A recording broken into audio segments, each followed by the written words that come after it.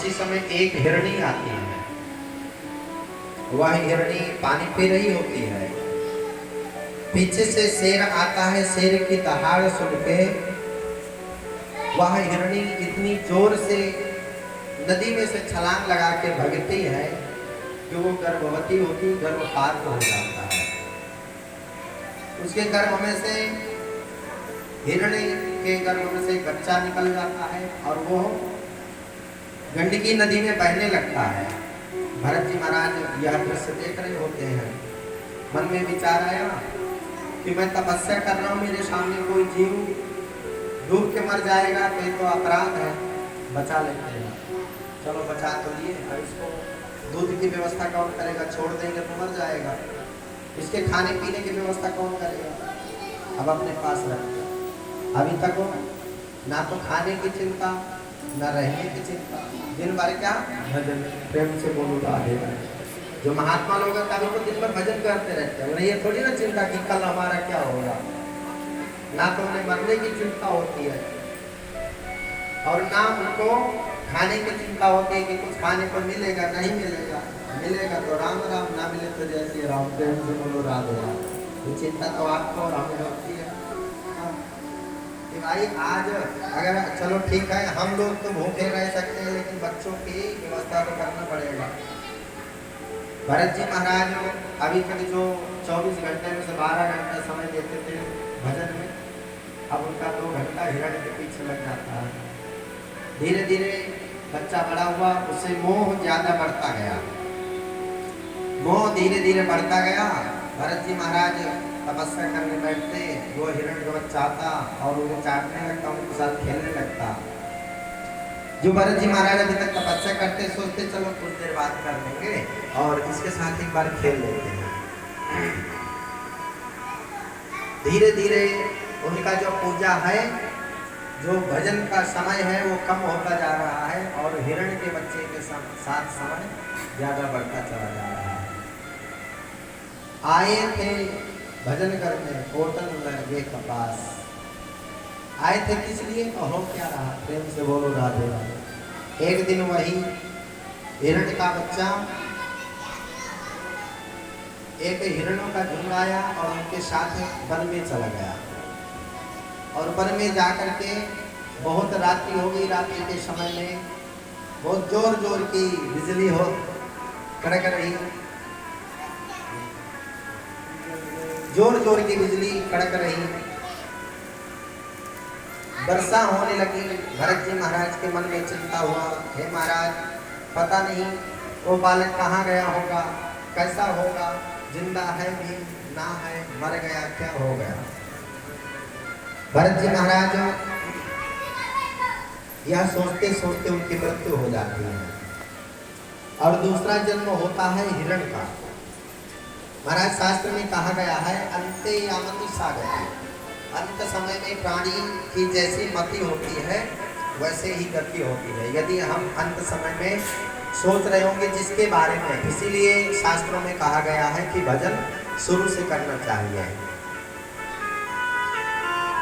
क्योंकि अंत समय में जब हमारे प्राण अवरुद्ध होते हैं ना, जिस समय हमारे दिल में घबराहट होती है, आप सपोज कर जब हम बीमार पड़ते हैं, ज्यादा कष्ट में होते तो हम कैसे बचते हैं? प्रेम से बोलो राधे राधे। भजे मन से भले ही भगवान मेरा कष्ट दूर कर दो, हे ठाकुर जी महाराज, लेकिन मन में याद किसे करते हैं? अगर मेरा बेटा होता तो जरा पैर दबा देता, मेरी बहू होती तो मेरा पैर दबा देती, मेरे पोते होते तो ऐसा हो जाता। तो याद किसे करते हैं? पति देवता होते तो दबा ले आते। प्रेम से बोलो राधे राधे। हम याद किसे करते हैं? कष्ट है इसलिए भगवान को याद कर रहे हैं, लेकिन जो मन से याद कर रहे हैं परिवार वालों को। इसलिए अंत समय में आप जिसको ध्यान करेंगे वही गति होती है। भरत जी महाराज अंते यामति सागति, अंत समय में हिरण के बच्चे के बारे में सोच रहे थे, इसलिए उनका पुनः जन्म हुआ, हिरण का जन्म हुआ। महाराज हिरण का जन्म हुआ, लेकिन उनको पूर्व जन्म की अपनी विपदा पता थी। इसलिए संतों के पास जाते और संतों के पास जाकर के भजन करते, भजन सुनते। फिर से उनकी मृत्यु हुई। एक ब्राह्मण देवता के घर में उनका जन्म होता है और वो ब्राह्मण देवता अंगिरस पंडित जी के घर में जन्म होता है। जो तीसरा जन्म होता है भरत जी महाराज का, उनका नाम पड़ता है जड़ भरत। भरत जी महाराज ने सोचा भगवान ने जब हमें अवसर दिया है तो अभी इस बार हम यह माया मोह में नहीं फंसने वाले। प्रेम से बोलो राधे राधे। पिताजी सोच रहे हैं बालक हुआ है भाई, मैं पंडित जी हूँ, पूजा पाठ का काम करता हूँ, मेरा बेटा भी करेगा। विद्यालय में पढ़ाने के लिए भेजते हैं और वो जाते हैं वहाँ पर, वो कुछ भी नहीं पढ़ते, वहाँ तो भजन करते हैं बैठ करके। बिल्कुल मूर्ख के मूर्ख है। प्रेम से बोलो राधे राधे। एक दिन खा खा के बढ़िया मोटे हो रहे, बड़े हो रहे हैं। बड़े भाई का विवाह हो गया, भाभी स्त्री आ गई। एक दिन भाभी स्त्री कहती है तुम्हारे भाई तो हमेशा खा खा के पड़े रहते हैं, भजन पे ड्रामा करते हैं, ये लीला कब तक चलेगी? इससे जरा काम वाम करवाओ, ऐसे कब तक चलेगा? वरना मेरे बस की नहीं, मैं रोटी देना। अब उनके भाई स्त्री ने कहा कि बाजरे का खेत लग रहा है और उसमें बाजरा आ रहा है बाजरों में, तो आप ऐसे करिए महाराज, जाइए आप खेत की तकवारी कीजिए। जड़ भरत महाराज के हाथ में दे देते नगाड़ा और कहते जाओ खेत की तकवारी करो। जड़ भरत जी महाराज जाते हैं और कहते हैं राम की चिड़िया राम का खेत, आओ खाओ भर भर पेट, आओ खाओ भर भर पेट। राम की चिड़िया राम का खेत, राम की चिड़िया मेरा तो कुछ है नहीं। जितनी भी चिड़िया हैं एक ही दिन में, भाई को महीनों से तकवारी कर रहे बचा रहे, हमें एक ही दिन में पूरी छुड़वा ली। शाम को गए, भैया ने पूछा हाँ भाई क्या हाल है खेतों के? बोले बस बढ़िया है, एक भी दाने की कुछ नहीं हुआ। प्रेम से बोलो राधे राधे। सुबह हुई, सुबह भाई साहब जगाने आए, क्यों खेत में नहीं जाना? महाराज किस लिए जाना है खेत में? अरे बाजरे की तकवारी करना खेतों की, वहाँ जब कुछ होगा तब तो जाएंगे, आप जाके देखो तो सही। जब खेत में जाके भैया देखते हैं तो वहाँ सब खेत पेड़ तो खड़े हैं लेकिन दाना नहीं है। प्रेम से बोलो राधे। आए घर से बाहर निकाल देते, जाओ यहाँ तुम्हारी कोई जगह नहीं है। घर से बाहर निकाल दिए। भरत जी महाराज यही सोचते ही थे कि घर से बाहर चल जाए तो ये जो पिताजी का माया मोह है, ये जो परिवार का माया मोह है, यह मेरा खत्म हो जाएगा। भरत जी महाराज जाते हैं वन में, तपस्या करते हैं। तपस्या देखो पूजा पाठ करने में विघ्न भी बहुत आते। प्रेम से बोलो राधे राधे। पहले भरत जी महाराज तपस्या करने गए तो यहाँ माया का रूप धारण के हिरण देवता आ गए। अब यहाँ फिर से तपस्या करने गए तो रहुगढ़ नाम के सिंधु देश के राजा हैं, उनका नाम है रहुगढ़, और वो आ जाते हैं। आ करके उनकी पालकी जो उठा के रखते हैं बाहर, एक बीमार पड़ जाते हैं। तो रहुगढ़ महाराज से जो उनके कहार है बोलते हैं कि महाराज ये एक भैया बीमार पड़ गया, बाकी पालकी कैसे ले जाए? उन्होंने बोला देखो आसपास कोई व्यक्ति दिखे तो उसको रख लो साथ में, कोई नहीं दिखे। जड़ भरत जी महाराज बढ़िया खा पी के हटके कटके, कोई चिंता तो है नहीं, क्योंकि टेंशन चिंता जो होती है वो तो चिंता देती है और जो चिंतन होती है वैकुंठ देती है। तो वो तो चिंतन कर रहे हैं ना, तो चिंतन करें तो खा खा के बढ़िया रसगुल्ले की तरह गाल हो रहे हैं, किसी बात की चिंता थोड़ी नहीं है। जड़ भरत महाराज को ले आए। रहुगढ़ महाराज के पालकी में एक तरफ का स्तंभ पकड़ लिए, चलने लगे। संतों की आदत होती है कि संतों जब कहीं पर भी चलते हैं रास्ते में तो हम लोगों की तरह नहीं है कि सीना चौड़ा करके चले, जमीन में देखते नहीं कि कीड़े हैं मकोड़े हैं कौन है, मारते हुए हम लोग चले जाते हैं। संत हैं नीचे देखते हुए जा रहे हैं, जैसे कोई कीड़ा मिलता जड़ भरत महाराज जोर से छलांग लगाते तो रहुगढ़ के सर में पालकी लगती। रहुगढ़ महाराज बोलते हैं क्यों तुम्हें पता नहीं तुम किसके पालकी उठाते हो? तुम्हें मैं सजा दूंगा, तुम्हें दंड दूंगा। जड़ भरत जी महाराज कुछ नहीं बोलते। फिर से पुनः आगे, फिर से जैसे कीड़े मकोड़े मिले, फिर से उछले, फिर से चोट लगी, फिर से बोलते हैं आज तो मैं तुम्हें सजा देकर के रहूंगा, आज मैं तुम्हें बंदी बनाऊंगा। इतने में जड़ भरत जी महाराज कहते हैं कि एक बात बतलाइए महाराज, आखिर आप सजा देंगे मुझे देंगे या मेरे शरीर को देंगे? और आप मुझे देंगे तो मैं हूँ कौन?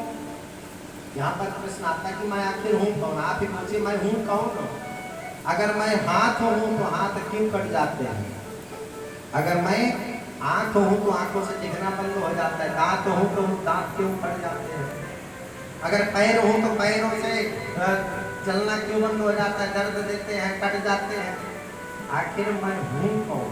एक बार आप शांत मन से ये देखना कि आखिर मैं हूँ कौन, मेरा अस्तित्व क्या है, मेरा कारण क्या है, मैं यहाँ पर आई हूँ या आया हूँ इस मृत्यु लोक जीवन में, तो मेरा यहाँ आने का मेरा उद्देश्य क्या है? रघुगण महाराज बोलते महाराज आप किसे दंड देंगे, मुझे देंगे या मेरी आत्मा को देंगे? रघुगण से जैसे जड़ भरत बोलते हैं, रघुगण ने समझ गए कोई महात्मा है, परंतु बोलते पाल के नीचे रखो और आके चरणों में गिर पड़ते महाराज बताइए आप कौन है? तो उस समय उपदेश देते हैं जड़ भरत जी महाराज, और रघुगण महाराज के जो अंदर अहंकार है वह अहंकार दूर कर देते हैं और कहते हैं जड़ भरत महाराज कर से कर्म करहूं विधिनाना, मन राखूं जहाँ कृपा निधाना। जब रघुगण महाराज कहते हैं कि मैं भी तपस्या करना चाहता हूँ, मैं भी भगवान का भजन करना चाहता हूँ, लेकिन मैं क्या करूँ, समय नहीं मिलता है।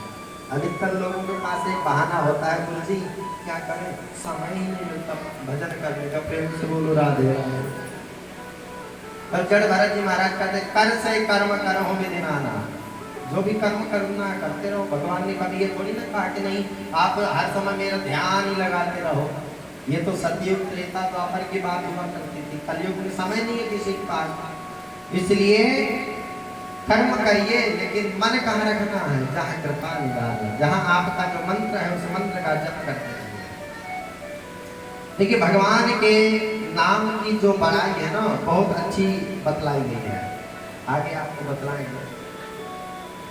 भगवान के नाम रटने से ही हमारा उद्धार हो जाता है। ऐसी अजामिल नाम के ब्राह्मण हुए। अजामिल महाराज पहले भगवान के भक्त थे, लेकिन बीच में संगति बदलने के कारण मदिरापान, जुआ खेलना और वैश्यागमन करना प्रारंभ कर दिए। एक गणिका नाम की स्त्री अपने घर में ले आते हैं और चोरी करना, डाका डालना। लेकिन कहते हैं जो भक्त होते हैं और भक्त होकर के यदि वो गलत रास्ते में चले जाते तो भगवान उसको सुधारने के लिए कुछ न कुछ मार्ग निकालते रहते हैं। कुछ संत लोग वृंदावन के लिए जा रहे होते हैं। संतों ने देखा कि अब रात्रि का समय हो गया और ये आगे नगर आता है, इस नगर में विश्राम करेंगे। एक नगरवासी थे, उनसे पूछे भैया यहाँ पर कोई ब्राह्मण हो जो शाकाहारी ब्राह्मण हो, उनके घर में हम रहना चाहते हैं, आज रात्रि बिताना चाहते हैं। लेकिन वो भैया जो थे मजाक करने वाले थे और मजाक कहते हैं हम मजाक हर समय अच्छा नहीं लगता है। उन्होंने मजाक किया कि हाँ हाँ यहाँ तो बहुत अच्छे ब्राह्मण हैं, उनके जैसा विद्वान, उनके जैसे त्यागी, उनके जैसे भजनानंदी तो कोई है ही नहीं, अजामिल का घर है। प्रेम से बोलो राधे राधे। संत लोग कुछ हो गए, चलो भगवान के भक्त हैं, हम भी चाह के भजन करेंगे, उन्हें भी करवाएंगे, कुछ आदान प्रदान करेंगे। महाराज संत लोग पहुँचते हैं, अजामिल के घर के बाहर जाते हैं और जैसी आवाज लगाते हैं अंदर से अजामिल जो गणिका नाम की स्त्री घर में रख रखा है वो बाहर से अंदर से निकलती, महाराज मैं आपको प्रणाम करती हूँ, बताइए मेरे लिए क्या सेवा है। संतों ने कहा एक रात्रि हमें गुजारना है, तो हमारे रहने की कुछ व्यवस्था हो जाए तो ठीक है। उस स्त्री ने कहा कि प्रभु मेरा घर तो पूरा अशुद्ध है, मदिरा और मांस से पूरा घर अशुद्ध हो रखा है, इसलिए सामने वृक्ष है, उस वृक्ष में मैं आपके लिए कच्चा राशन दे देती हूँ, आप यहाँ पर रहिए आराम से और सुबह आप चले जाना।